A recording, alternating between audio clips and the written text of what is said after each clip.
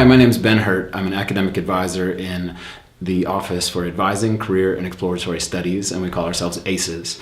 Our office works with all incoming Bridge students, and Bridge students are a population of first-year student whose admission standard falls slightly below the admission standards for the university. Either their ACT score is below a 21, or their high school or their high school GPA is below a 3.0. And so if a student is admitted into the university with those criteria, they're called admitted with support, and they're put into the Bridge program. And the ACES office advises all of these students.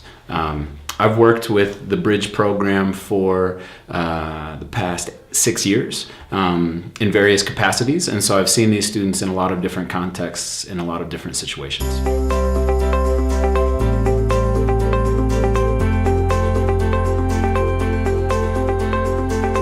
You know, I think it runs a really wide scale, the students that are placed in the Synergy program. We find some students that have a 33 ACT, right, a very high ACT, and maybe they just weren't very organized in high school, so their high school GPA was a 2.5. And the other side to that, we find students with a 4.0 high school GPA that didn't do very well on their standardized test and maybe got a 19 or a 20. And then there's students that fall into both categories that might have an ACT score of an 18 and a high school grade point average of a 2.7. And so I think it's really important to not make assumptions about students that are in the Bridge program just based off of the fact that they're in the Bridge program. They really run all sorts of gamuts with their admission and their experience. We have students that come from very small high schools and students that come from very large high schools, so their level of preparation is just very vast.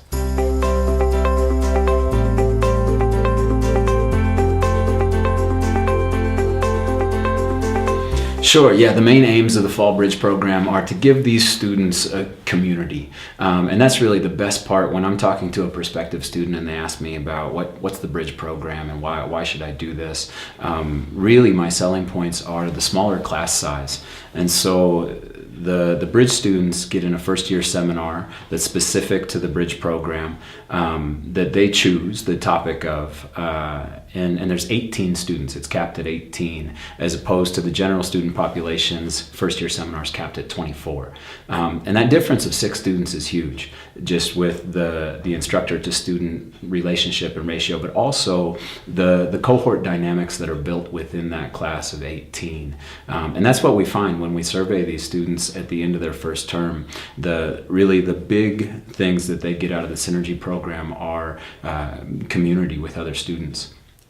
With the Bridge program, they get to choose 2 different tracks. One of them is called Seminar and one of them is called Core. And if they choose the Seminar track, they're pre-enrolled in just their first-year seminar. If they choose the Core track, they're pre-enrolled in their first-year seminar as well as an English 1010. And the English 1010 and the first-year seminar are set up in a cohort system where they're in class with the same students. And so again, the community building that happens there is phenomenal for those students. Another aim of the Bridge program is to get students in contact with instructors who are accustomed to and very good at working with students in this situation. They're willing to meet with them outside of class more. They have a greater ability to kind of empathize and talk with them about some non-academic issues that students might be struggling with. So I think those are the big aims, are just community building and really feeling comfortable on campus and feeling good about your academic self-worth.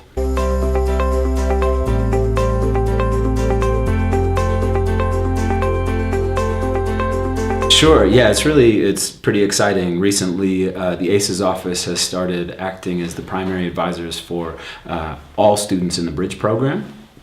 And with that, a single ACES advisor is tied to a first-year seminar, one of the Bridge-specific first-year seminars. with some exceptions. But the ACES advisor can come into the classroom and talk to the class and say, I'm your advisor, and even hang out in class, maybe sit in the back, and then after class, students can ask the advisor questions. The advisor can work with the first year seminar to bring some advising relevant content to the first year seminar class. And so it's really exciting where these students can have a familiar face and come and work with one of the ACES advisors through their first academic year. That's our model, is that an ACES advisor is going to work with a bridge student for their first academic year. And we hope, our belief and our rationale in doing this is that these students are likely to change their major, or perhaps they chose a major that maybe isn't a good fit for them. And so the Advising Career and Exploratory Studies team is best suited to help these students with major and career exploration if they have those questions. And so then by the end of their first academic year, they'll be transitioned into their academic department, and we hope that'll be their final academic department, and they won't make any shifts after that, because they will have made a good informed choice in their major. And so those are kind of our big goals for these students, and we're kind of bringing academic advising to them in the first term, and then allowing them to find their spot, their kind of academic home on campus in their second term, so that hopefully when they come back in their second academic year, they can really fly.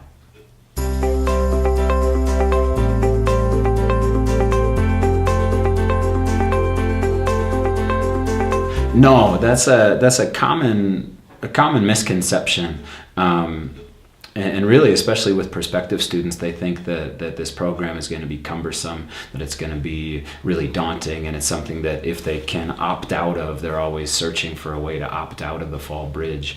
And so it's really important to understand for students and campus stakeholders and other advisors that these students are taking the same classes that they would take if they weren't in the Bridge program.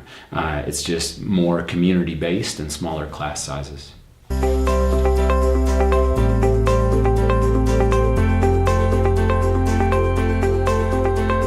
So students in the Bridge program have to do what we call the directed self-placement. And you'll hear people say DSP quite often.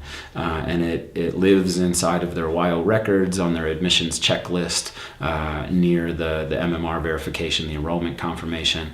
And so a student has to come and click through a series of questions, and they do have to write an essay, which is something that students don't really want to do. They kind of drag their feet about it. And that essay that they write for the directed self-placement is then kept and stored and given to their instructor of their first year seminar. It's brought back in the fall, and it's kind of used in that classroom setting. So it's not wasted.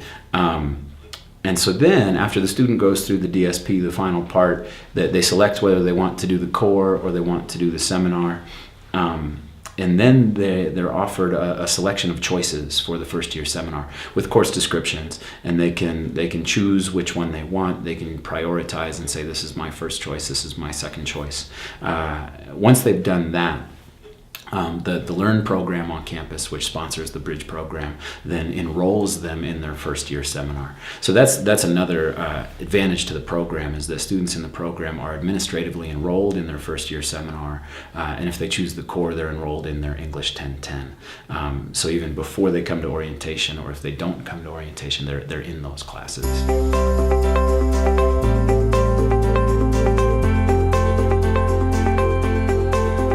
Yeah, so another huge advantage to the Bridge program is that in their first year seminar, not only do they have a smaller class size, but they also have a peer mentor in the classroom that facilitates discussion and helps the instructor. And it's somebody who generally is a former Bridge student, but not always. And they really range in age and experience on campus. But what they all have in common is a desire to help these students have a great experience in their first semester, in their first year. And so these peer mentors not only facilitate classroom discussion, but they're also available to students outside of the class, which is a huge advantage to these Bridge students, because sometimes they just don't feel comfortable. They haven't built up the skill set of asking for help, but they feel more comfortable talking to a peer. And so that's proven to be a great resource for these bridge students in their first semester.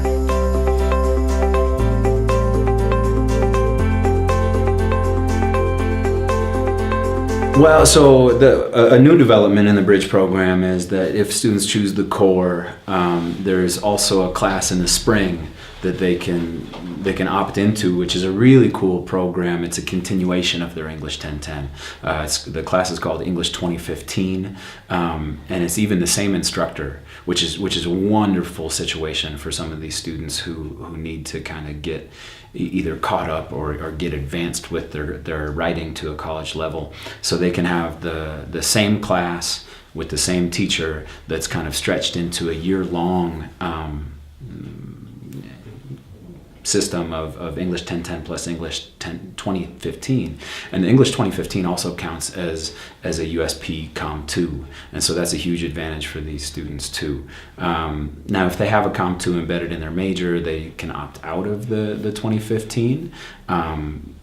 But there's nothing stopping them from taking it in addition to another Com2. I've really noticed in students that I've worked with huge value because they're working with the same instructor on their writing for an academic year instead of just an academic semester. So I think that aspect of the English 2015 is something that's pretty cool and unique to the Bridge program. And students who are in the seminar, they can take the English 2015. They just have to work with their advisor and get enrolled in it for the spring semester.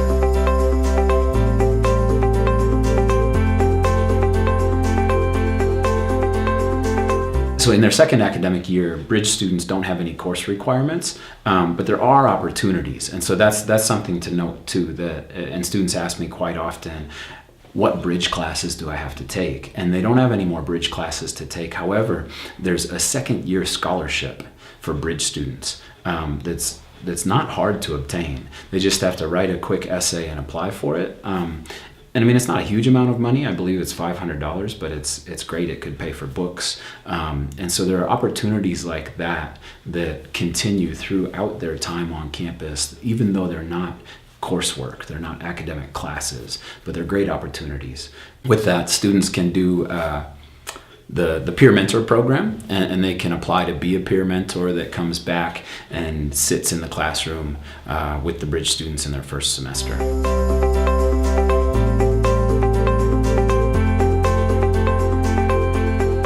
I think the most important thing is to just treat them as a student, and understand that the Bridge program encompasses all sorts of different kinds of student. I think to avoid judgment, avoid a sweeping assumption that this student is not a good student or this student is not smart, whatever that means. And just really talk to them first and see where they are, see where they're coming from, see what they're struggling with in the moment to best help them. And one thing that I've found in my years of working with Bridge students is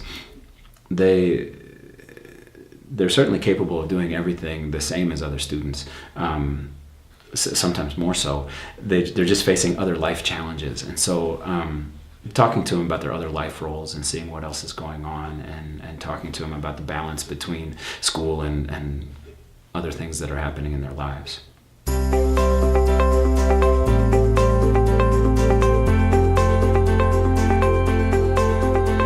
For me, the most rewarding aspect is when I get a chance to catch up with them after they've been on campus a couple of years.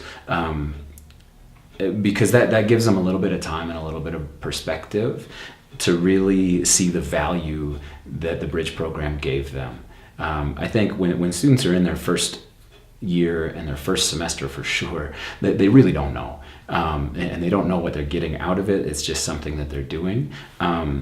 But then when they're in their second year and maybe they act as a peer mentor for the program, or even if they don't, and they stop back in and they see me and they talk about experiences that they've had on campus, they talk about their Bridge experience, and quite often they'll say, oh yeah, I took this class from a teacher who was a bridge instructor, and I didn't even know. And then I discovered that halfway through, and the student had this automatic relationship with their instructor that was kind of deepened because of that common bridge experience. And so I think that's what really excites me about it, is seeing students recognize the value of the program after the fact.